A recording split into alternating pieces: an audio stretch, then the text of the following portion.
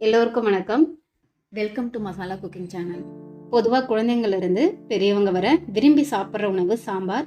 இன்னைக்கு நம்முடைய கிச்சனில் ஒரு சுவையான கத்திரிக்காய் முருங்கைக்காய் போட்ட சாம்பார் செய்ய போகிறோம்.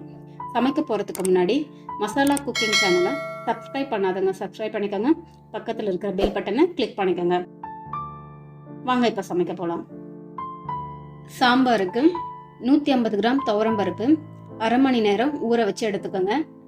1/4 டீஸ்பூன் சீரகம், 1/4 டீஸ்பூன் மஞ்சள் தூள், 6 சின்ன வெங்காயம், 9 பல் பூண்டு, 4 கட் பண்ண ஒரு தக்காளி, தண்ணி 1 கப்,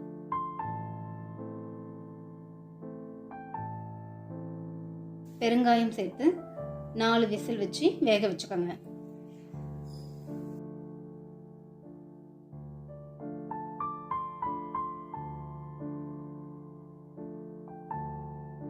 இப்போ தாளிக்க தேவையான பொருட்கள்: ஒரு தக்காளி, 20 சின்ன வெங்காயம், கொத்தமல்லி கைப்பிடி அளவு, ஒரு முருங்கைக்காய், 4 கத்திரிக்காய். ஒரு தவால 2 டேபிள் ஸ்பூன் எண்ணெய் ஊற்றிக்குங்க. எண்ணெய் சூடானதும் 1/4 டீஸ்பூன் கடுகு, 1/4 டீஸ்பூன் சீரகம், 1/4 டீஸ்பூன் வெந்தயம், 3 காஞ்ச மிளகாய், ஒரு கொத்து கருவேப்பிலை, நறுக்கிய வெங்காயம். வெங்காயம் பொன்னிறமாக வர வரைக்கும் வதக்கி விட்டுக்குங்க. இப்போ தக்காளி ஆட் பண்ணிக்கலாம்.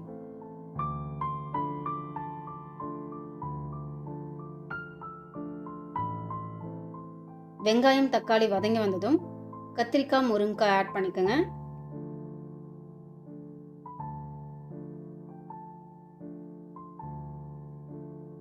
ஒரு டீஸ்பூன் மிளகாத்தூள்,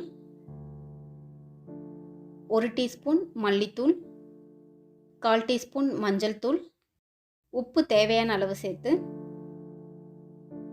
ஒரு 3 நிமிஷத்துக்கு நல்லா வதக்கி விட்டுக்கோங்க. சின்ன நெல்லிக்காய் அளவு புளி தண்ணீர், அப்புறம் தண்ணி 2 கப் சேர்த்து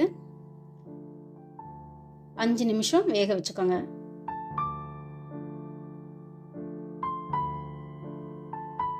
அஞ்சு நிமிஷம் கழிச்சு வேக வச்ச பருப்பு 1 கப் தண்ணி சேர்த்து ஒரு 3 நிமிஷத்துக்கு கொதிக்க விட்டுக்குங்க. இப்போ வீடே கமகமக்கிற கத்திரிக்காய் முருங்கைக்காய் சாம்பார் ரெடி ஆயிடுச்சு. இறக்கிறதுக்கு முன்னாடி கொஞ்சம் கொத்தமல்லி தழையை தூவி இறக்கிக்குங்க.